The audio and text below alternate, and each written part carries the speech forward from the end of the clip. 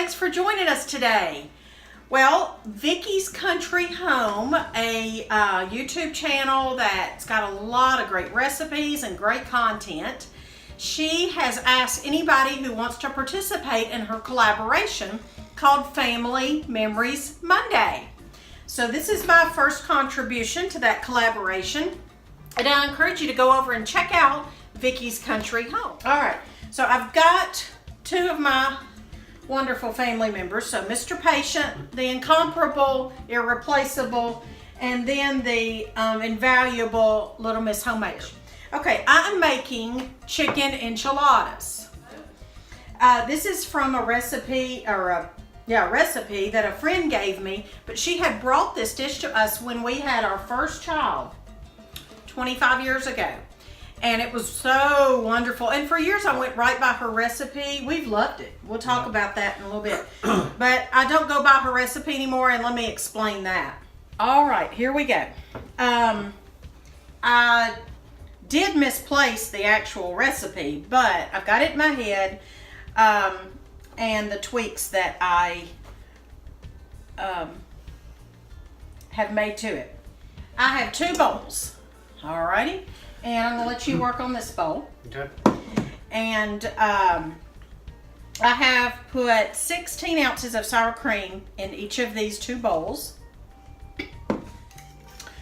Oh my word, y'all. This is my homemade cream of chicken soup. Or a white sauce, if you want to call it that. Or a thinned roux, whatever word you use. But this is my homemade my version of condensed cream of chicken soup. And I tasted it a while ago. It is really good. If you want to know how to do that, I can let you know. But I made my white sauce, kind of like a gravy too. You know, whatever word you want to use. And then I put a brick of cream cheese in it. So I'm going to just pour some in here. Just some, I don't know. Now, the recipe calls for cream of chicken soup. So this, like I said, is my alternative. And I've got plenty more in this pan, and I'm making a mess. I've got plenty more I can use if I decide we need that. All right, so we're going to add to our sour cream and our cream of chicken soup homemade mixture. We're gonna put my homemade taco seasoning, and I've got some cumin mixed in with that. So I'm just gonna I'm half and half. Okay, now we've got red onions and white onions, and I'm just doing half in each one of these these bowls.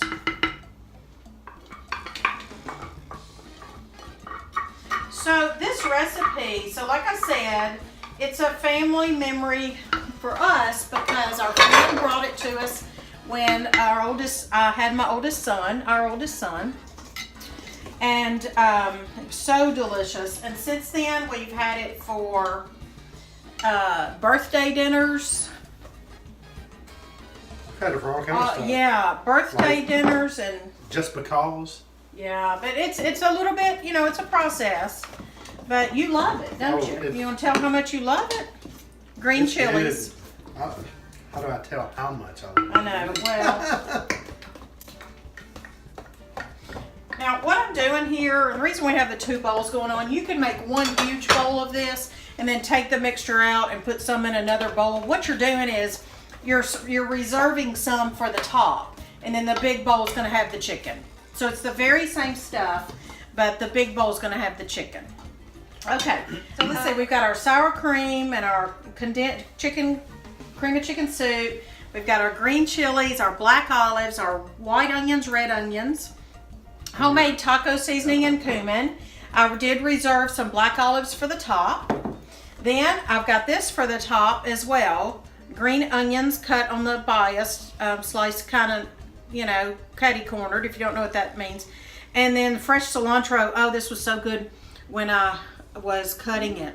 So I put just a little bit of each in each one, and the rest is reserved for the top. Okay, then I've got hot pepper jack cheese. I'm just putting some in each one. Mr. Patient and Little Miss Homemaker shredded for me. I'm actually going to add one. I'm going to use all this.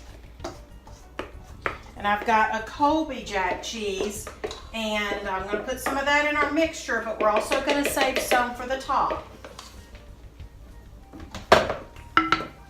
Y'all are quiet today. Just anticipating. Just letting you say what to do. Well, no, I'm just... I don't know what to do. I just stand here and stir. Tell me about your memories of this recipe. You know, I mean, I've got written down that we had this for, you know, Morgan's birthday and your birthday. Just really one of those, you know, requested, isn't it? Well, my thing is, the thing that I remember is, after we had this that first time, after our friend brought it to us, and we ate it and loved it so much, you know, I requested it all the time. And we had it a lot right after we had it that first time because we liked it so much.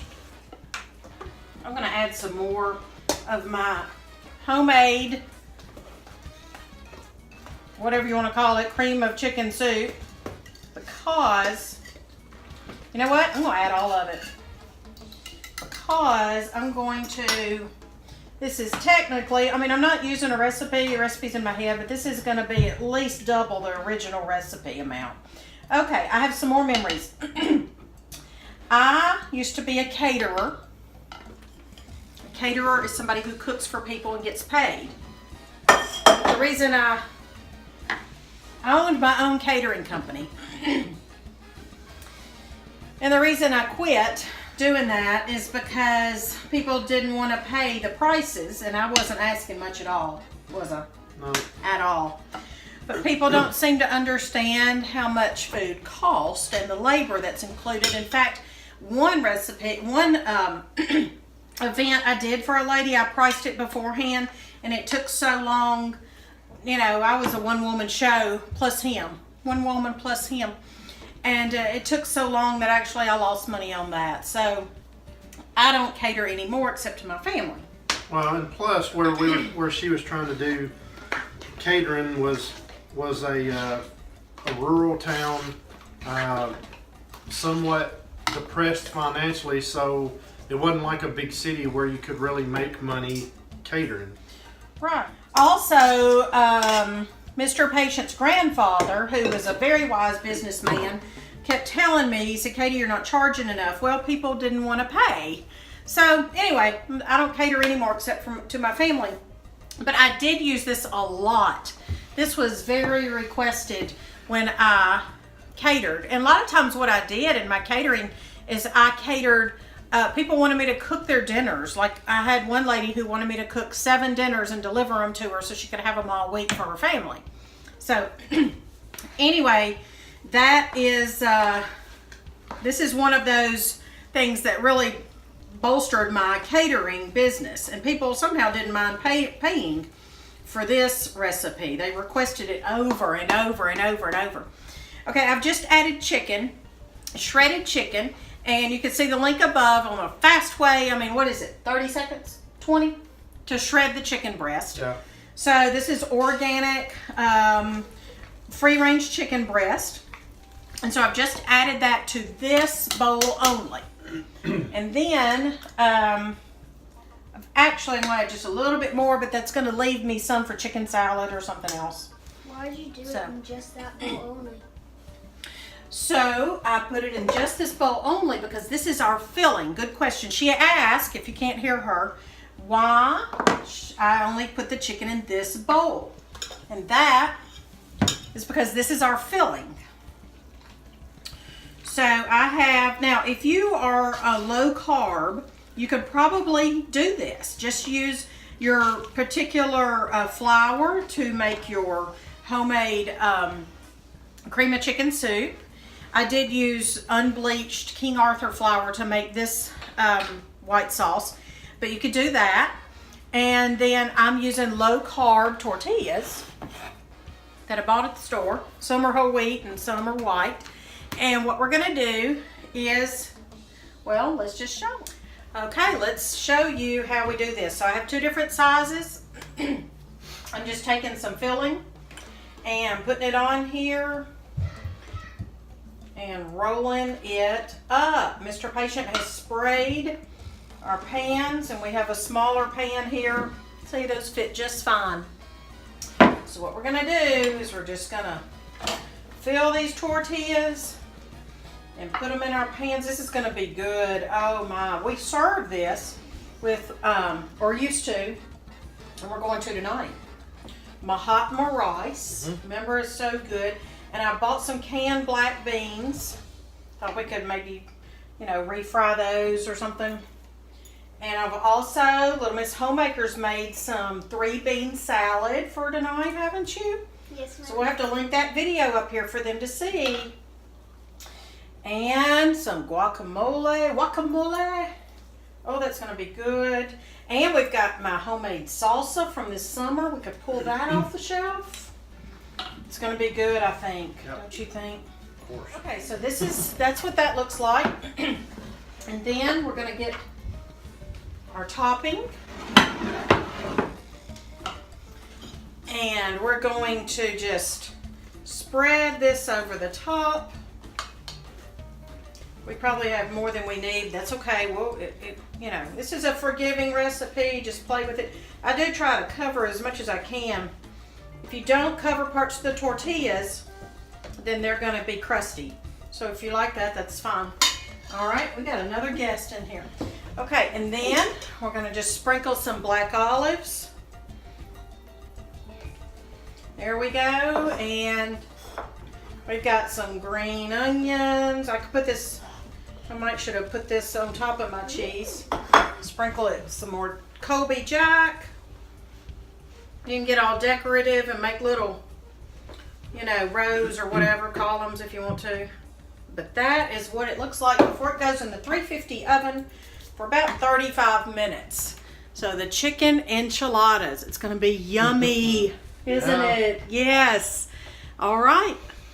Come join us once we sit down at the table to eat this. Y'all, I do want to point out that you can make this vegetarian. You can leave the chicken out. You can add beans instead. I will tell you, when I couldn't afford or just didn't have enough chicken, that I have used a little bit of chicken and then some white beans. You know, a can of Great Northern beans, or, you know, cook your own. So that is another option for a more frugal dinner.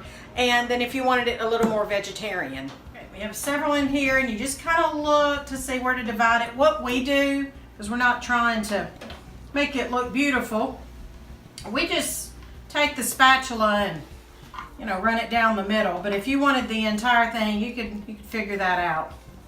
So I'm just going to separate it here and get that on our plates. Look, it came out the whole thing. There you go. Look at that.